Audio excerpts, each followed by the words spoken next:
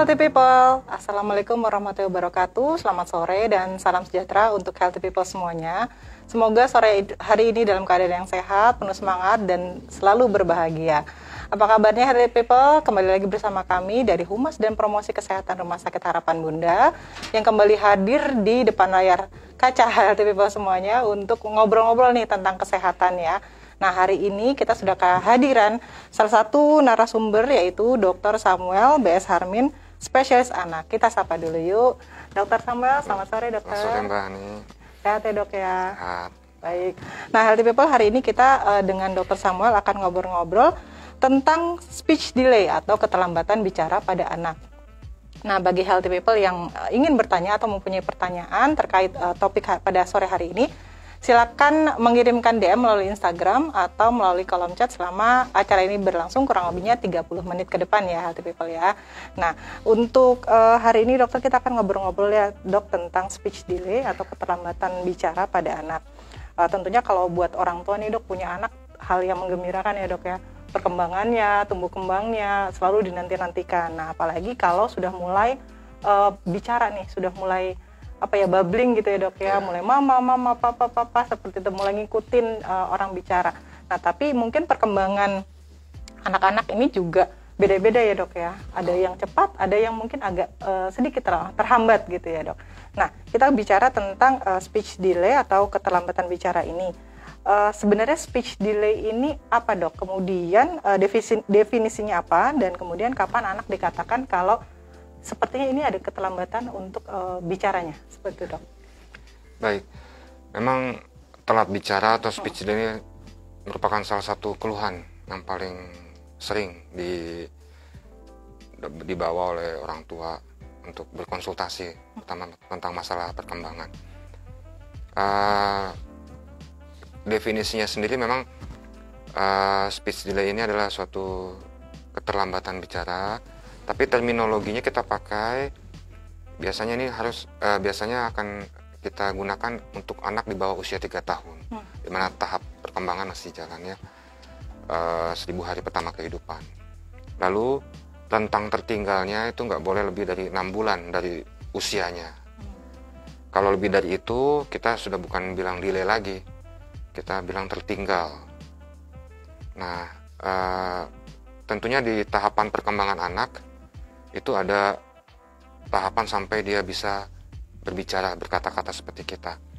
Ada cooing, kemudian sampai usia sekitar 6 bulan, lalu mulai babbling, lalu mulai menyusun jargon, sampai akhirnya terproduksi suatu atau beberapa kata, dan akhirnya nanti dapat berkomunikasi dengan baik. Itu ada tahapannya.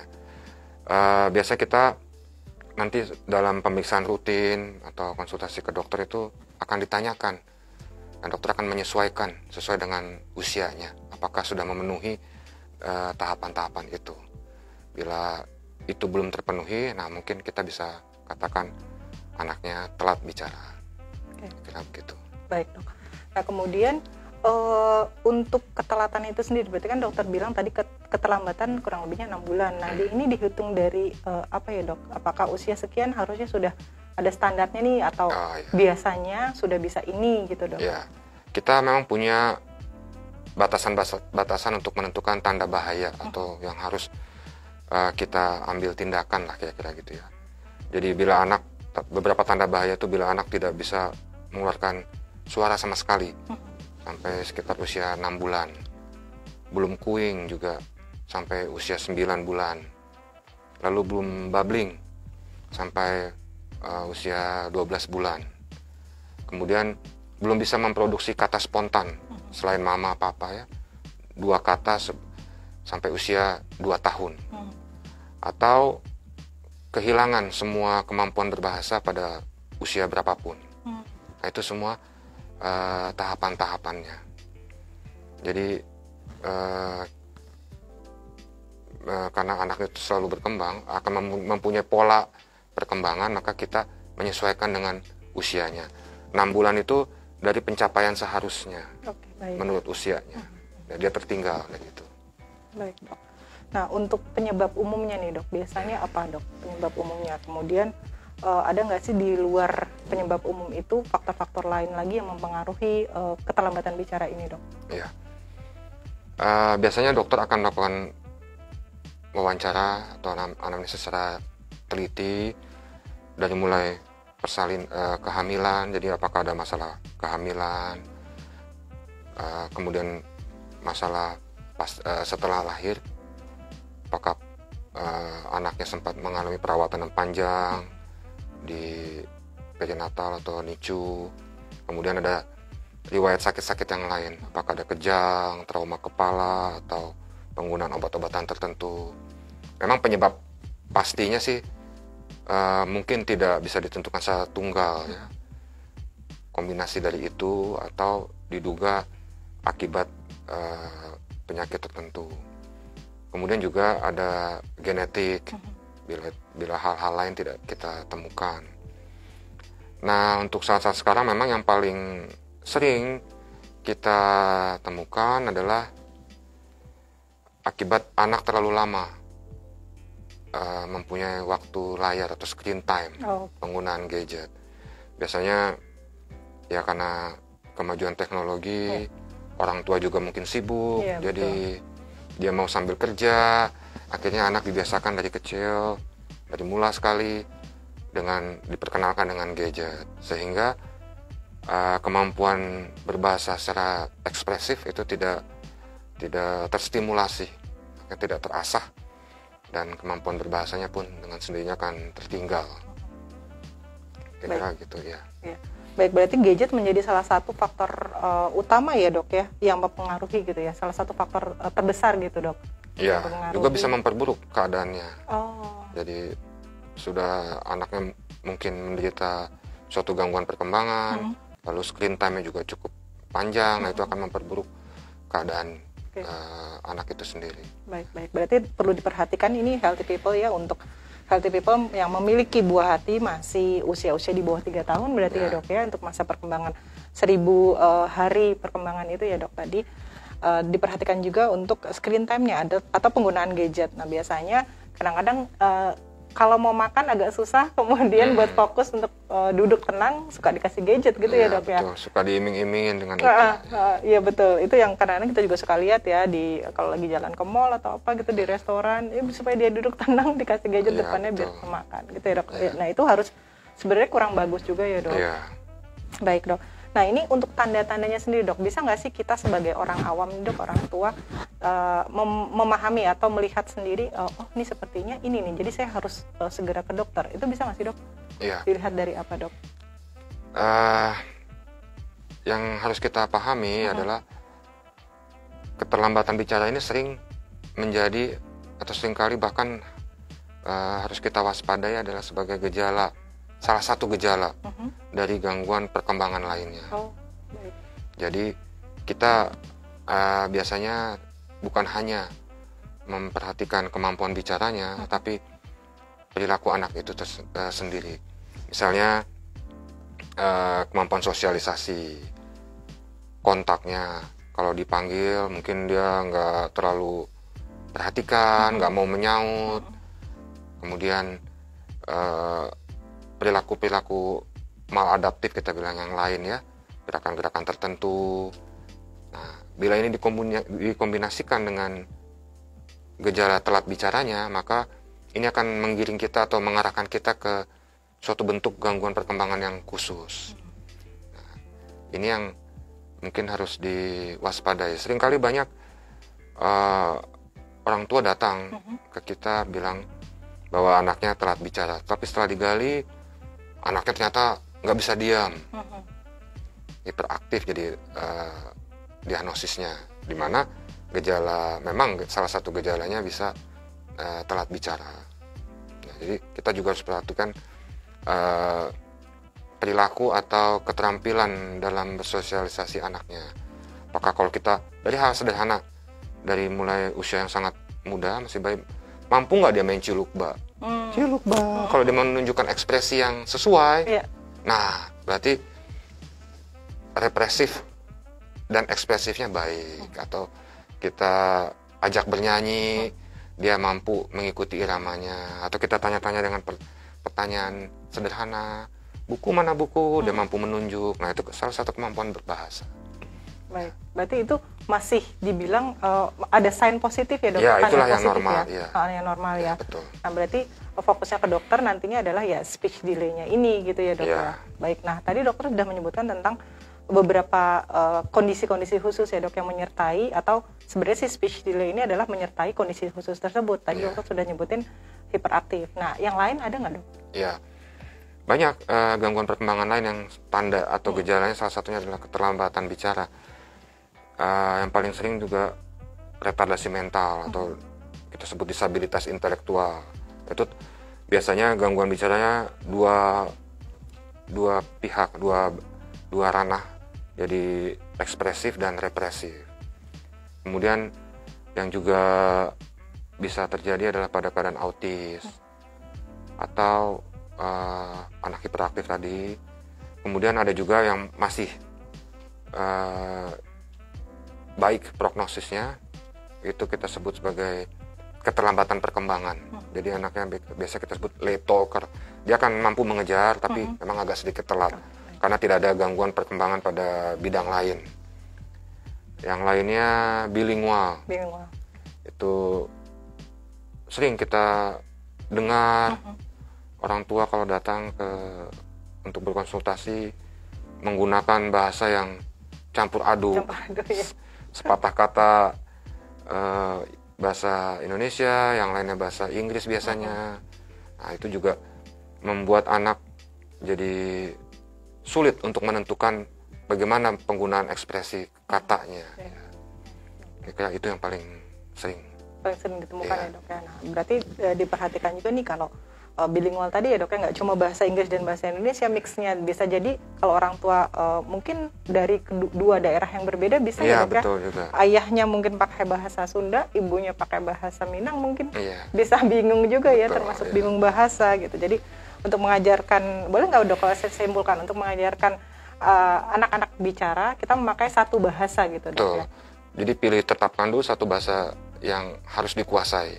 Bahasa yang dipakai, tentunya kita pilih bahasa yang dipakai oleh hampir semua anggota keluarga dipahami. Setelah itu mahir, boleh menambahkan atau mengajarkan bahasa kedua. Baik. Itu jadi salah satu pertimbangan atau suggest atau saran dari dokter untuk melatih bahasa anak-anak ya. Baik dok. Nah nanti kita akan bicara tentang cara mengatasinya gimana dok. Tapi ditahan dulu, ini ada pertanyaan dok dari Healthy People. Anak saya 1 tahun 8 bulan, kalau disuruh mau melakukan, tapi kalau disuruh sebut papa mama nggak mau dok. Ini gimana dok? Iya, ini memang sekilas ini masalahnya di ekspresifnya. Represifnya baik, artinya dia mengerti apa yang diperintahkan, dan ini memang harus ditelusuri apakah ada gangguan yang lain atau memang kurang stimulasi. Jadi kita sebetulnya dari proses sampai berkata-kata itu suatu proses yang kompleks, menyangkut banyak faktor. Kemampuan oromotor juga, otot di sekitar mulut itu penting. Jadi misalnya tahapan dalam pemberian makan, tekstur makanan itu harus tepat, karena itu akan melatih kemampuan pengecapan, keterampilan makan.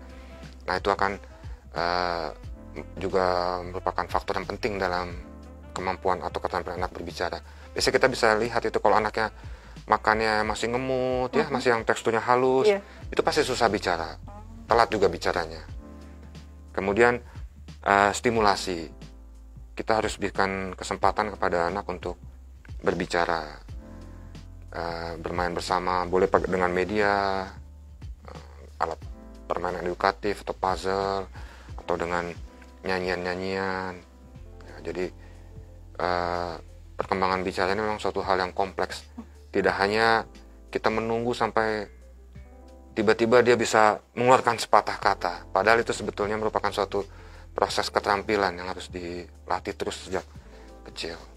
Secara kontinu ya dok ya. Betul, iya. Nah, nyambung tadi untuk makanan ya dok ya. Untuk makanan kan berarti dokter tadi bilang kalau bisa juga dilihat kalau anak-anak yang makannya masih lunak-lunak itu mungkin fungsi di area mulutnya kurang terstimulasi gitu ya dok ya. Nah ini bisa distimulasi dengan makanan juga berarti dok ya, dikasih makanan yang agak kasar-kasar atau gimana dok? Dan mulai dari usia berapa biasanya bisa dok?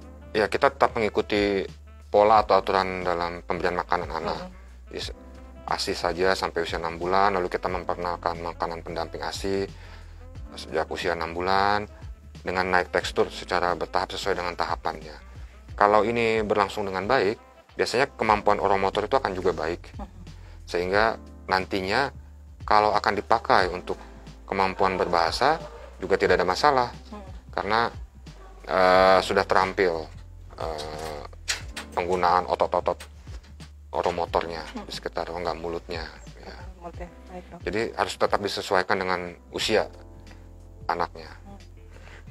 Mungkin ada orang tua yang mengalami anaknya makan agak kasar sedikit, ada pengen muntah gitu dok. Nah ini cara ngatasinnya gimana dok ya? Itu bisa diatasi dengan hal yang lain ataukah memang ternyata mungkin aja ada kelainan dari yang tadi dokter bilang gitu, dari anatomi di rongga mulutnya gitu.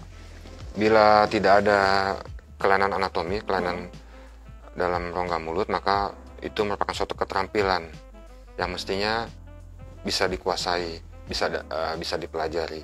Jadi tentu kita melatih kemampuan itu dengan sabar, terus memberikan pola makan dengan tekstur itu, memberikan kepercayaan kepada anak-anak dan juga memberikan kesempatan kepada dia untuk memasukkan makanannya sendiri ke dalam mulutnya. Nah itu diharapkan nanti dia mampu untuk melakukan proses makan yang baik. Bila memang harus dibantu oleh tenaga profesional, memang bisa kita latih dengan terapis untuk melakukan stimulasi atau pijatan di daerah oromotor. Atau langkah-langkah sederhana di rumah, biasanya tuh anak-anak yang terlalu sensitif rongga mulutnya ya, kita bisa melatih penggunaan sikat gigi. Biar dia coba sendiri, ini begini menyikat, sehingga dia merasakan sensasi atau rangsangan-rangsangan itu. Nah itu akan membuat dia juga jadi lebih mampu nantinya. Baik dok. Nah, ini ada pertanyaan lagi ya dok ya. Anak saya 6 tahun tapi masih belum lancar berbicara. Seperti contohnya nih dok, dikasih contoh ATM bacanya bilangnya TTM, terus sapi bilangnya cuma api, kurang huruf gitu dok. Nah cara menanganinya gimana dokter? Nah ini sekilas aja ya. Kita lihat usianya sudah 6 tahun. Iya. Jadi ini bukan lagi dok, ya. Ini bukan lagi delay. Jadi mesti ini gangguan berbahasanya merupakan bagian dari gangguan perkembangan lain. Nah, kalau artikulasi seperti ini memang sekilas ini namanya phonemic awareness khas ini. Ini kalau mungkin kita telusuri mungkin akan mengarah ke disleksia. Biasanya atau ya memang kita harus terus mencari tanda-tanda yang lain ya sampai nanti diagnosisnya bisa ketemu. Dan ini memang memerlukan penanganan yang serius. Dan segera ya dok ya, karena udah 6 tahun usia sekolah nih. Ibu atau bapak yang bertanya, jadi usia 6 tahun yang usia sudah mulai bersosialisasi dengan teman-teman, kemudian dari gambaran umumnya saja dari dokter Samuel mengatakan untuk sepertinya sih ini tadi ya ada fonetik tadi dok? Awareness-nya hilang. Fonetik awareness-nya nih agak kurang gitu ya. Tapi ya langkah lebih baik lagi kalau memang langsung diajak konsultasi dengan dokter spesialis anak, nanti bisa diteliti lebih lanjut atau dideteksi lebih lanjut lagi ya dok ya, digali lagi nih gitu. Apa sih sebenarnya kendalanya atau ya mudah-mudahan masih bisa dikoreksi ya dok ya. Gitu. Jadi segera aja nih Bapak Ibu untuk datang ke dokter spesialis anaknya ya.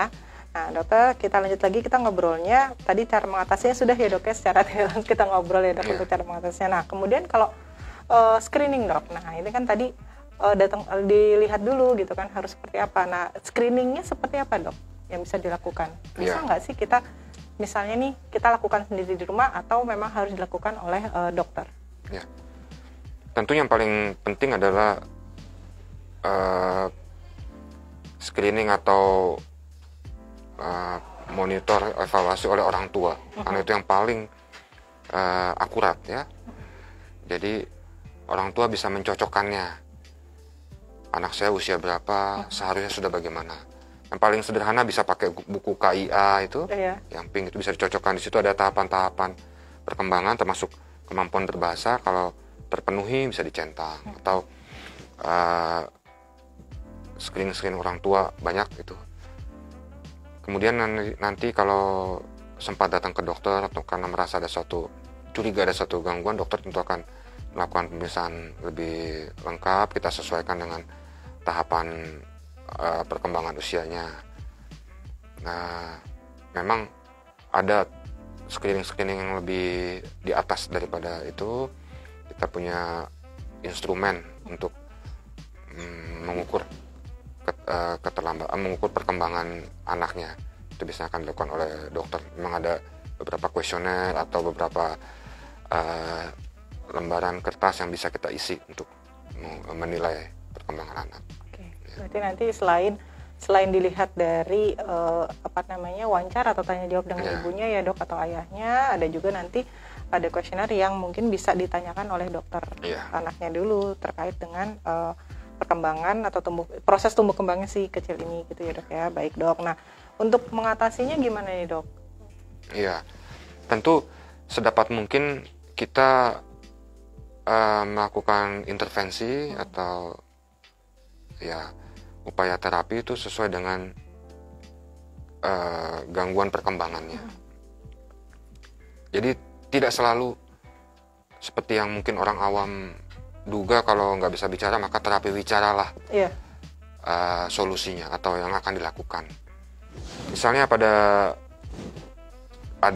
ADHD atau anak hiperaktif, gangguan pemusatan perhatian hiperaktif, itu salah satu gejalanya bisa telat bicara. Tetapi terapi yang dilakukan pertama adalah sensori integrasi. Itu bagaimana terapi itu sekilas itu kira-kira bisa membuat anak kalau dipanggil nengok. Tadinya kan wah gerasa gerusuh anak kesana kemari ya.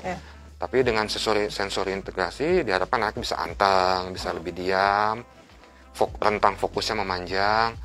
Kalau dipanggil sudah bisa menyahut, atensinya pun ada, sudah tumbuh.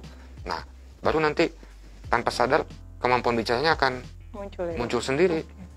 Jadi tahapan-tahapan perkembangan itu penting sebagai dasar kita untuk menentukan bentuk terapinya, dan tidak selalu harus terapi bicara. Mungkin yang langsung kita lakukan terapi bicara misalnya pada gangguan perkembangan atau pematangan tadi, late talker, yang tanpa ada gangguan yang lain ya, fungsi-fungsi saraf atau ranah perkembangan lain normal. Nah, itu bisa mungkin langsung ke terapi bicara. Atau pada gangguan yang lebih khusus misalnya pada autis, tentu yang kita lakukan terapi perilaku dan obat-obatan, belum langsung membuat dia mahir atau mampu berbicara gitu. Baik dok, ini tergantung lagi nanti dari diagnosanya ya dok ya, berarti ya gitu, apa penyertanya seperti itu ya dok. Ada yang bertanya lagi nih dok, di umur berapa anak harus dibawa ke dokter kalau sudah ada tanda-tanda speech delay dok? Iya, sebetulnya batasan usianya kita sesuaikan dengan usia perkembangannya. Tapi yang tadi saya katakan, kita harus mengenal tanda-tanda bahayanya tadi. Misalnya tidak ada produksi suara sama sekali sampai usia 6 bulan, atau tidak ada babbling. Babbling itu papa, baba, mama, sampai usia 9 atau 12 bulan. Atau tidak ada kata sama sekali nanti sampai produksi kata selain papa, mama sampai pada usia 2 tahun. Nah, itu memang udah harus dibawa untuk dikonsultasikan.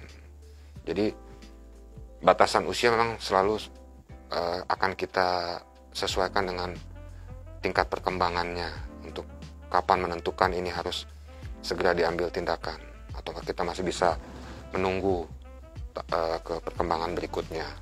Ya. Baik. Berarti dilihat lagi ya healthy people dari usia anaknya, kemudian biasanya kan juga kalau kita bawa anak ke dokter ya, nanti ditanya-tanya sama dokter ya dok ya, ke dokter anak, kemudian sesuai itu tadi yang tadi dokter Samuel katakan ya, ada buku KIA tuh, buku perkembangan anak di situ ada ya dok ya, jadi sesuaikan tuh usia berapa sampai berapa itu sudah bisa apa saja, biasanya seperti itu. Dokter juga akan bertanya udah bisa apa aja dedeknya gitu ya dok ya, biasanya sih seperti itu. Nah nanti bisa dicek kembali dari dokter saran-sarannya apa seperti itu. Kalau memang usianya dikatakan tadi dokter Samuel juga mengatakan usia 2 tahun biasanya sudah idealnya sudah ini dan ini gitu ya dok. Kalau memang belum bisa ya disarankan untuk kembali ke atau dibawa ke dokter spesialis anaknya ya, seperti itu. Nah terapinya dok biasanya berapa lama dokter? Ya ini juga bergantung kepada banyak faktor ya. Misalnya saat dia dibawa ke dokter tertinggalnya cukup jauh, atau kondisi sebenarnya atau gangguan perkembangan yang sebenarnya yang disandang sama dia. Misalnya seperti autis, tentu penanganannya seumur hidup bahkan. Atau pada anak hiperaktif itu bisa sampai beberapa bulan. Tapi kalau yang mungkin kita sebut gangguan bahasa ekspresif murni atau karena keterlambatan pematangan otak, itu mungkin dibutuhkan waktu yang lebih singkat. Jadi memang individual, tergantung kepada diagnosisnya, kemudian saat dia mulai diterapi. Ya. Baik. Jadi kasus per kasus ya dok ya, dilihatnya ya dok. Baik dok. Nah ini ada lagi dok yang tanya dok, saat anak tumbuh gigi sehingga susah makan dan menurunkan tekstur makanan mungkin ya dok ya. Ya. Apakah berpengaruh seperti yang dijelaskan oleh dokter? Tumbuh gigi susah makan terus ya memang pasti ada masa-masa tumbuh gigi ya, 6 bulan nanti 8 bulan tentu mengurangi kemampuan anak, tapi itu hanya sesaat saya rasa ya. Nanti dengan berangsur waktu, bila kita tetap konsisten ya, mungkin pada saat dia memang sakit sekali teksturnya mungkin bisa kita lebih sesuaikan. Tapi begitu kita lihat gangguannya menghilang, segera kita naikkan ke tekstur yang seharusnya. Ya. Karena nyeri saat tumbuh gigi itu kan tidak berlangsung lama ya, jadi bisa cepat kita ubah atau kembalikan ke tekstur sebelumnya. Baik dok. Nah dokter, tadi kita sempat sedikit bicara tentang alat buat stimulasi ya dok ya, untuk mempercepat bicara seperti itu, untuk melatih. Nah ini tadi dokter juga udah sampaikan ada puzzle, ada alat-alat yang lain. Nah kira-kira selain puzzle itu apa aja ya dok? Mungkin healthy people ini ada yang penasaran juga. Prinsipnya kalau kita mau membuat kita menginginkan anak kita mempunyai kemampuan bicara yang normal menurut usianya, prinsip pertama buat saya tuh anak memang harus sering diajak bermain. Karena nanti komunikasi secara tidak langsung akan terbangun dari situ. Ada interaksi, ada awareness terhadap lingkungan, ada interaksi. Jadi harus selalu anak dibawa atau ditemani untuk bermain. Bermain memang tidak harus selalu yang aktivitas fisik misalnya di luar, atau juga bisa dengan menggunakan media-media yang bisa dipahami sesuai usianya, bentuk balok-balok, kubus atau warna, buku gambar, mengenal bentuk, mengenal warna. Nah, itu bisa menjadi media yang baik. Ya yang penting sih memang harus stimulasi terus anaknya, atau menggunakan lagu-lagu kesayangannya, kesukaannya. Itu juga banyak bisa kita pakai untuk menstimulasi anak untuk mempunyai produksi kata atau berbicara dengan baik. Karena kan di lagu-lagu ada kata-kata yang baru dia dengar, dia pelajari, itu biasanya akan sering diulang-ulang sama dia. Jadi bisa menambah keterampilannya. Baik dok. Ini termasuk juga dengan mungkin orang tua pada saat ngajak bermain, bantu untuk menirukannya dok ya, seperti itu dok. Iya. Bisa nggak ya dok? Maksudnya jadi menyebut anggota tubuh kemudian disuruh ikutin ini apa gitu, bisa ya dok? Iya Ya, betul. seperti itu, dok? Kita pakai alat-alat yang ada di rumah aja sederhana. Ini gelas, kita kasih tahu dulu. Ini gelas, ini piring, ini sendok. Sudah.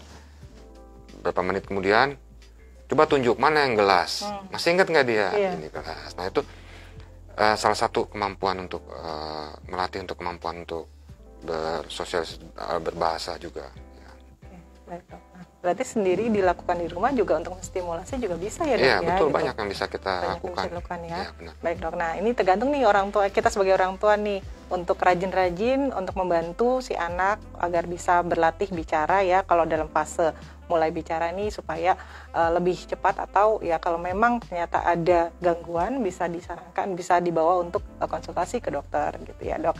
Nah dokter sebagai penutup dok, mungkin bisa diberikan saran kepada healthy people di rumah yang anaknya dalam fase pertumbuhan untuk bicara atau mungkin juga saat ini mengalami kendala yang sama dengan topik yang kita sampaikan ini, pesan dari dokter apa dok? Silakan. Ya. Yang pertama kita harus betul-betul menguasai tahapan perkembangan yang harus dikuasai oleh anak kita menurut usianya, sehingga kita bisa memahami apakah ini terlambat atau enggak. Kadang orang tua nggak tahu ini harusnya sudah bisa ini, maka pengetahuan akan tahapan perkembangan yang mesti dicapai itu sangat mutlak dipahami oleh orang tua. Bila ragu, segera hubungi atau berkonsultasi dengan para petugas kesehatan. Baik dok, terima kasih banyak dokter Samuel untuk informasi atau edukasi yang disampaikan untuk hari ini. Nah Healthy People, untuk acara hari ini mudah-mudahan bermanfaat untuk Healthy People semuanya. Dan jika Healthy People ada yang mengalami kondisi yang sama atau memiliki buah hati dengan kondisi yang sama, bisa untuk konsultasi ke Rumah Sakit Harapan Bunda. Jika ingin konsultasi dengan Dr. Samuel B.S. Harmin, spesialis anak, beliau ada di Rumah Sakit Harapan Bunda setiap hari Senin sampai dengan Rabu, jam 16 sampai dengan jam 18. Saya ulangi ya, Dr. Samuel B.S. Harmin, spesialis anak, ada di hari Senin sampai dengan Rabu di jam 16 sampai dengan jam 18 sore ya Healthy People. Nah, Healthy People juga bisa melakukan atau mendaftar untuk konsultasi melalui nomor WhatsApp 0813 8045 3716. Nanti di situ tinggal ikuti saja untuk petunjuk-petunjuk berikutnya dan melakukan appointment atau pendaftaran melalui WhatsApp. Healthy People juga bisa melakukan konsultasi melalui telemedicine atau dokter online service ke nomor WA 0817 0349 0318. Nanti dari teman-teman admin WhatsApp akan memberikan petunjuk dan mengikuti petunjuk tersebut untuk melakukan konsultasi secara online atau telemedicine dengan dokter yang dituju ya, seperti itu. Baik, nah Healthy People, untuk acara hari ini kami sudahi, semoga bermanfaat buat Healthy People semuanya, dan jangan lupa untuk mengikuti terus acara atau Instagram Live yang diadakan oleh Rumah Sakit Harapan Bunda. Nanti untuk info-info lebih lanjutnya bisa Healthy People ikuti di Instagram Rumah Sakit Harapan Bunda @rsharapanbunda_jkt, tentunya sudah follow ya. Dan jangan lupa juga untuk subscribe YouTube channel Rumah Sakit Harapan Bunda RS Harapan Bunda Jakarta. Aduh, saya sampai lupa. Baik Healthy People semuanya, di sana nanti akan ada informasi-informasi menarik, baik edukasi, promosi juga bisa dilihat di sana. Oh ya, salah satunya promosi nih Healthy People ya. Ada saat ini di Rumah Sakit Harapan Bunda ada promo dengan scaling gigi, mulai dari scaling gigi ada di harga 432.000, kemudian kita juga ada promo medical check up di 399.000 harganya ya, ini sangat-sangat menarik sekali Healthy People. Kemudian juga bagi Healthy People yang ingin vaksin hepatitis, bisa hepatitis A atau hepatitis B, harganya mulai dari Rp111.000 saja gitu ya Healthy People. Nah, untuk acara hari ini kami sudahi. Sekali lagi semoga bermanfaat buat Healthy People semuanya. Jika ada kekurangan dari kami sebagai presenter dan juga narasumber, mohon dimaafkan ya Healthy People ya. Nanti kita ketemu lagi di acara berikutnya Instagram Live dengan tema-tema menarik lainnya. Keep healthy and happy.